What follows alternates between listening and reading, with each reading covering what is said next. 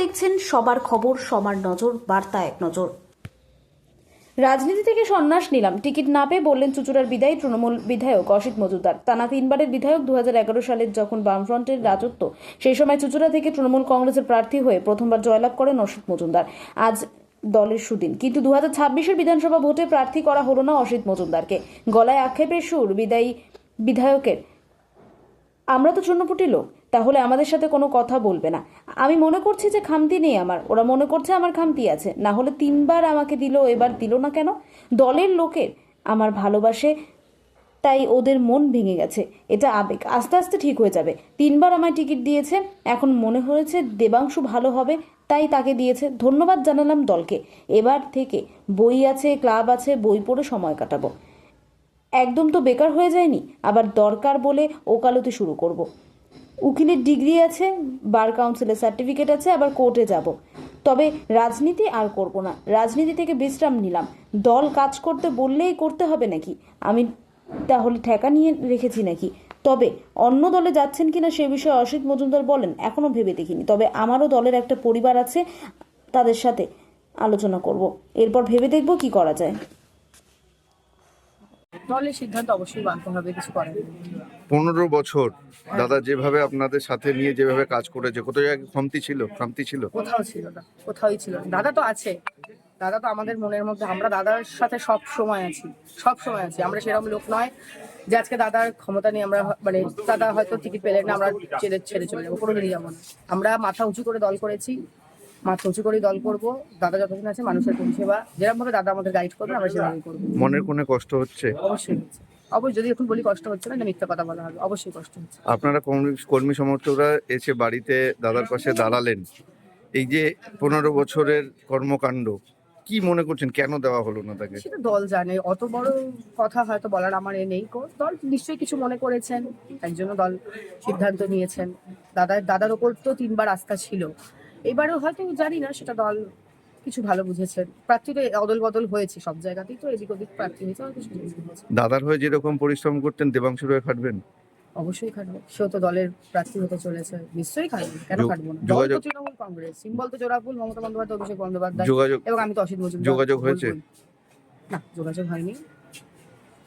আমার যিনি আমার গুরু বিধায়ক অসিত মজুমদার, আমি যদি একদিন থাকি, 10 বছর থাকি, 5 বছর থাকি, যতদিন থাকবো তার কথা শুনে, তার নির্ধারিত রাস্তা মেনে আমি কাজ করবো। তিনি তো বলছে সন্ন্যাস নেবেন রাজনীতি থেকে, কি করবেন? দেখা যাক, সেটা সময় বলবে।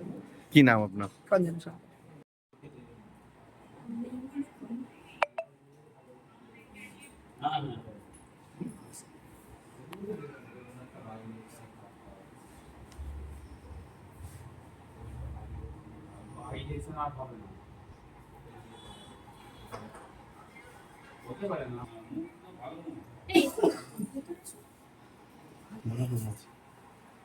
আমাদের অরিজিনাল লড়াই বিজেপি, সিপিএম, কংগ্রেসের সাথে।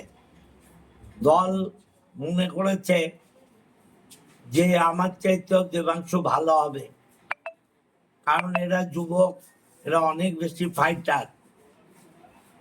আর দেবাংশুর একটা লড়াকু ইমেজ আছে, অতএব নিশ্চয়ই ভালো হবে।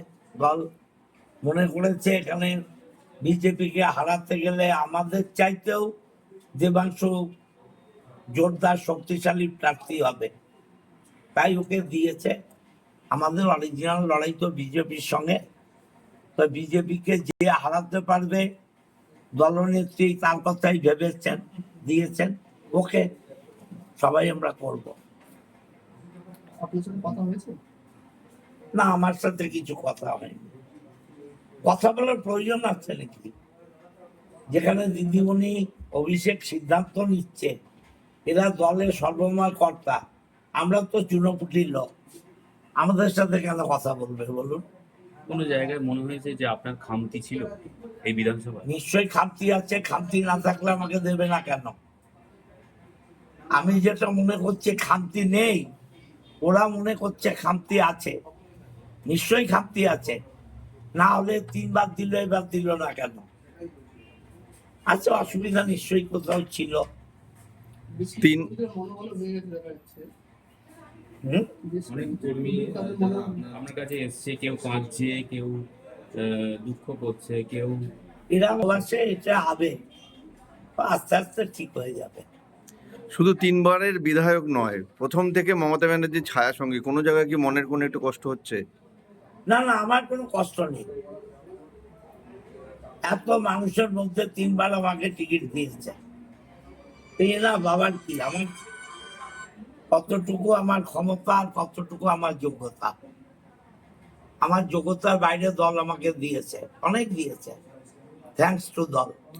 2011 লড়াই তো আরো বেশি কঠিন ছিল, তখন আপনি দলের কাণ্ডারি ছিলেন চুঁচুড়া বিধায়ক হিসেবে। অভিষেক এবং দিদি মনে করেছে আমার চাইতে দেবাংশু বেটার হবে।